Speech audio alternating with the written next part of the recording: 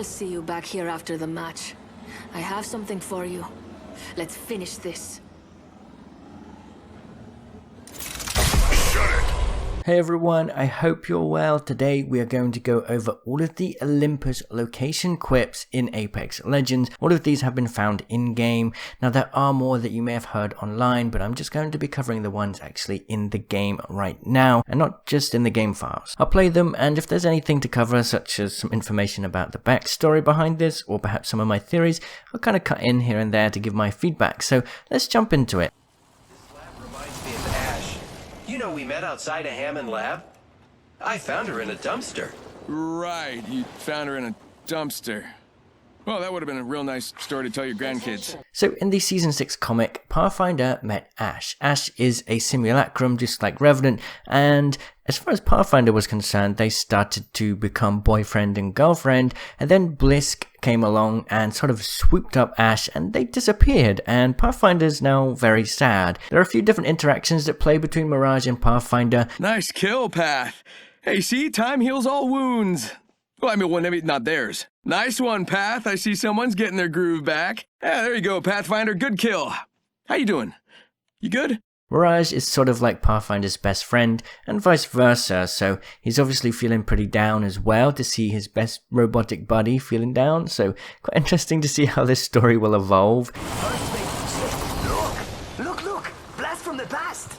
Hey, you remember that time when we, Had not to silver.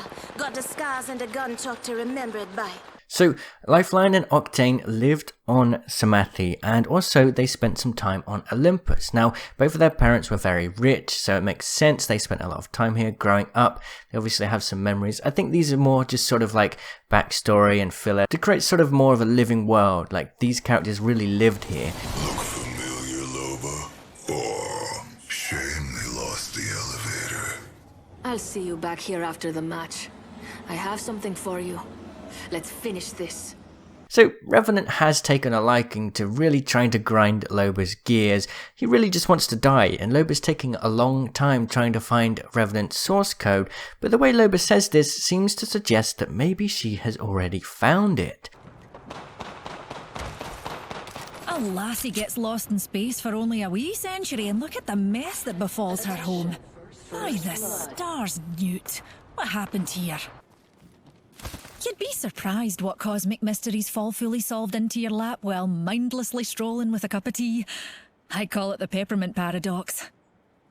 I changed the world right here, Newtie. Every world.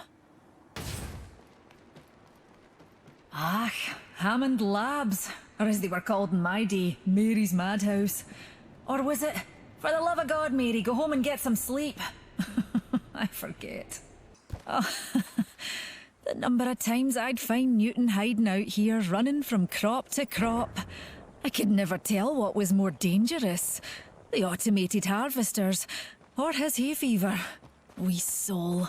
And here we have... oh, not my old apartment. It was here, Newtie, before they put up a landing pad. Wasn't so much air traffic back then. Oh, sure.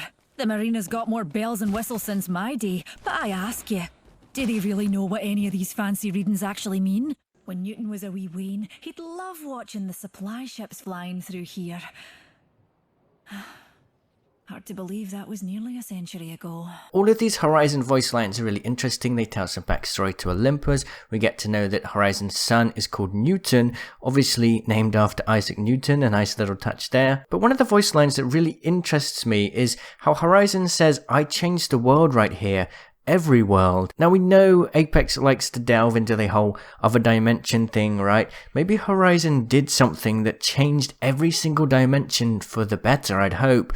It may have something to do with the Phase Runner. She may have been involved. We know Horizon worked at Hammond Labs. As she grew up, she was a renowned scientist. Something went wrong. She was sabotaged. We don't know what it is. But I have this crazy theory that perhaps the war, as we know it, has sort of shifted dimensions. But everybody that was involved in the war is aware that it's happening in other dimensions, and they also want to end the war across all dimensions so that every possibility and every outcome ends the same. Is that too far-fetched? I don't know. I don't know where that theory came from, but it seems like there's something going on there.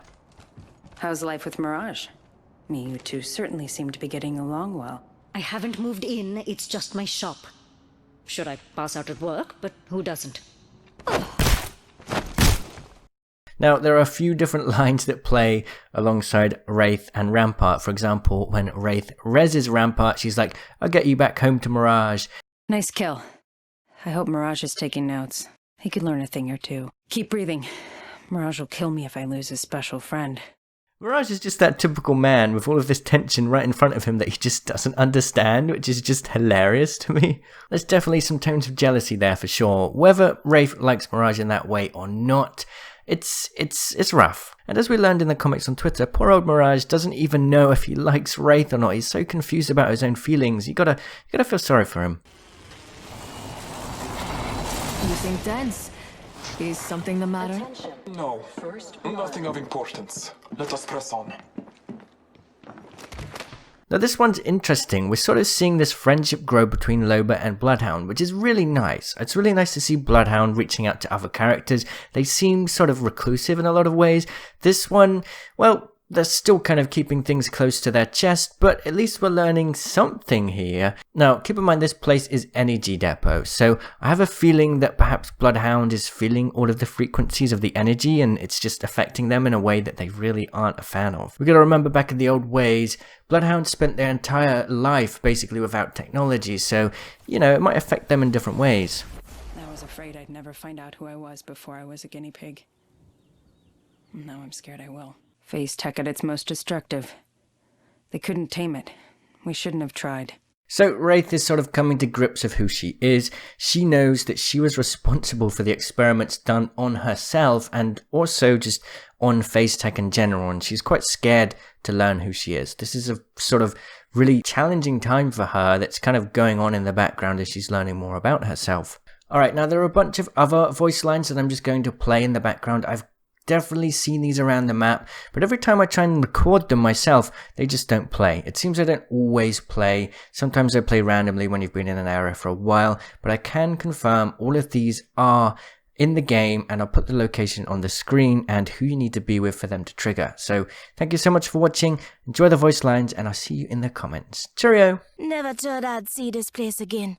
Not least after that stunt to Silvers.